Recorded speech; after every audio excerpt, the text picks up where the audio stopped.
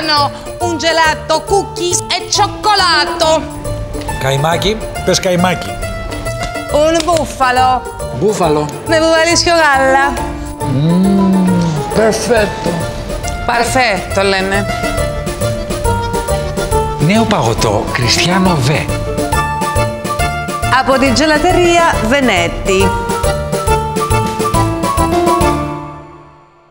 Coach, πρώτη προπόνηση για την ομάδα σήμερα, πρώτη συγκέντρωση. Είναι η συνέχεια της περσινής χρονιάς, είναι η αρχή μια συνέχεια της περσινής προσπάθειας, η αρχή μια νέα που στην στο μυαλό σου, δεδομένου ότι μιλάμε για μια τελείως καινούργια ομάδα πλέον. Σίγουρα είναι μια διαφορετική κατάσταση και περίπτωση. Άλλη περσινή χρονιά έτσι όπως ξεκίνησε και ολοκληρώθηκε και άλλη θα είναι η φετινή χρονιά. Μια φετινή χρονιά που ξεκινάει σίγουρα με πολλά όνειρα και πολλές φιλοδοξίες από όλη την οικογένεια του Απόλλωνα. Μια ομάδα η οποία κατά πολύ έχει αλλάξει το χρόνο και μέχρι να ολοκληρωθεί θα έρθουν και άλλα παιδιά.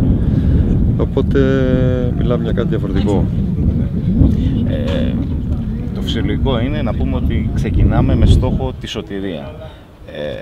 Για να είμαστε και καλυμμένοι. Σκέφτεσαι και κάτι παραπάνω από αυτό, σκέφτεσαι αποκλειστικά το πώς θα παραμείνει η δεύτερη σεζόν ο Απόλλωνας στην πρώτη κατηγορία, με δεδομένο ότι την προηγούμενη φορά με το που ανέβηκε έπεσε. Ναι. Αυτό που έχω πει είναι ότι ο Απόλλωνας πρέπει να μείνει, να έχει συμμετοχή στην Super League, να πατάει στα πόδια του και χρόνο με τον χρόνο να προσθέτει κάτι παραπάνω για να μπορέσει να εκπληρώσει, θα έλεγα, και τις φιλοδοξίες που έχει η διοίκηση, ο μεγαλομέτωχος, ο κόσμος του Απόλλωνα.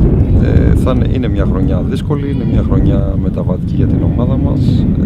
Νομίζω ότι όλοι θα δουλέψουμε σκληρά, ο καθένας από την πλευρά του, για να μπορέσει η ομάδα να επιτύχει το στόχο της. Δεν θέλω να πω ότι ο στόχος είναι η σωτηρία. Σίγουρα ο στόχος είναι η ομάδα να τελειώνοντας την επόμενη χρονιά να είναι στη Super League. Μ' αρέσει να βάζω και ψηλότερους στόχους και σαν άνθρωπος και σαν προπονητής, αλλά νομίζω ότι καλό είναι να μην λέμε και πάρα πολλά λόγια, να δουλεύουμε στο γήπεδο και να μπορέσουμε να βγάλουμε μια εικόνα για μια ομάδα η οποία πραγματικά θα προσπαθούμε να παίζουμε και καλό ποδόσφαιρο και να χαιρετιέται ο κόσμος. Έχουν γίνει ήδη 9-10 μεταγραφές. Παρατηρεί κανείς ότι έχουν έρθει και παιδιά που ξέρουν την κατηγορία, όπως ο Μετρινός, όπως ο Κούρος, όπως ο Κοντρές. Έχουν γίνει κάποιες επιλογές από το εξωτερικό, κυρίως αρκετά έμπειρα παιδιά. Είναι αυτή η λογική φιλοσοφία? Αυτή είναι η φιλοσοφία. Σίγουρα είχαμε ένα στόχο και έχουμε ένα στόχο όπως ήρθαν κάποια παιδιά Έλληνες, οι οποίοι είναι και έμπειρα παιδιά, έχουν συμμετοχές αρκετές Super League, για να μπορέσουμε, γιατί μας αρέσει σαν ομάδα να έχουμε και το ελληνικό στοιχείο.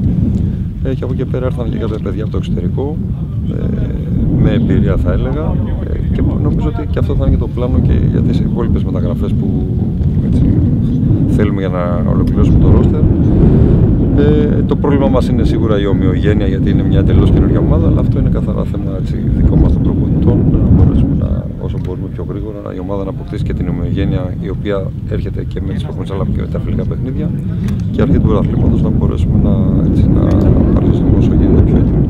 Περιμένουμε άλλες 4-5 κινήσεις, κυρίως επιθετικά, μεσοεπιθετικά, εκεί είναι πλέον η στόχευση. Νομίζω ότι θέλουμε κάποιες κινήσεις έτσι, και στην άμυνα θέλουμε έτσι, δύο προσθήκες, αλλά το μεγαλύτερο βάρος είναι στο μεσοεπιθετικό. Πότε περιμένεις με βάση σχεδιασμού να έχουν ολοκληρωθεί αυτές οι κινήσεις, να έχεις όλους τους παίκτες πια στη διάθεση? Εντάξει, το ιδανικό θα είναι σίγουρα όταν μέχρι να φύγουμε για τη Βουλγαρία να έχει ολοκληρωθεί το ρόστερ.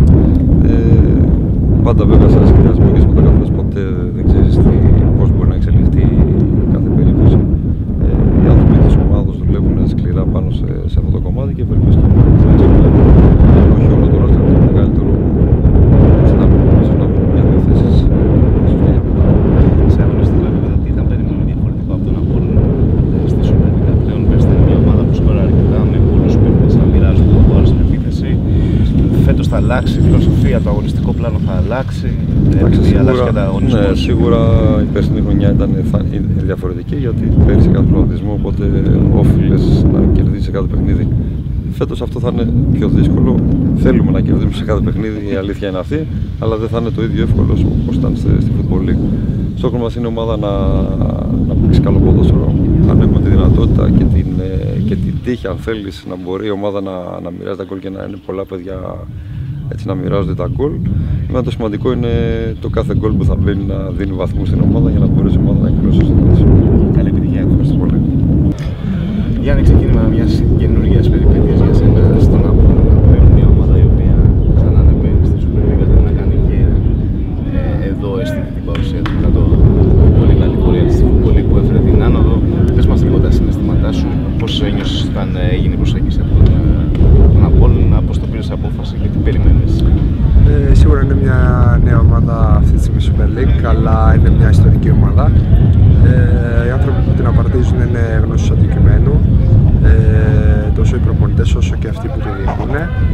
Είμαι πολύ χαρούμενος που είμαι μέλος αυτής της ομάδας και αυτής της προσπάθειας, αν θέλετε. Σίγουρα νομίζω θα είναι μια δύσκολη χρονιά για εμάς φέτος, δεδομένου ότι είναι μια καινούργια ομάδα με νέους παίχτες και όλο αυτό το σύνολο θα πρέπει να δέσεις μέσα σε μικρό χρονικό διάστημα, γιατί οι 2 μήνες προετοιμασίας δεν είναι μεγάλο όταν μιλάμε για μια καινούργια ομάδα. Από εκεί πέρα είναι ένα μεσαγωγικά ρίσκο που αξίζει να το πάρει κανείς. Όπως ξαναείπα πριν, δεν είναι κάποια τυχαία ομάδα που απλά ανέβηκε στην Αλφα-Εθνική. Είναι ιστορική ομάδα και είμαι πολύ χαρούμενος που είμαι μέλος αυτής της ομάδας αυτή τη στιγμή. Έχεις από μια ομάδα των Ατόμων το οποίο είχε ελαφρώς διαφορετικούς στόχους, δεν πήγαινε για τη σωτηρία, πήγαινε για το ευρωπαϊκό τμήμα, για τις θέσεις πάνω από το μισό του Παναθηναϊκού πίνακα. Πλέον προσαρμόζεσαι και εσύ στους στόχους του Απόλλωνα?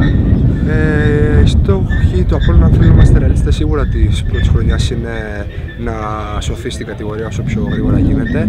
Αλλά από εκεί πέρα νομίζω, επειδή και οι επιλογές κάνουν τις καριέρες, νομίζω το σκέφτηκα πάρα πολύ και είμαι σίγουρος ότι αν περάσει η πρώτη χρονιά που ίσως, όπως λέτε και εσείς, να είναι δύσκολη δεδομένων των αναλογιών, νομίζω μετά το μέλλον θα είναι πολύ καλό για τον Απόλλωνα.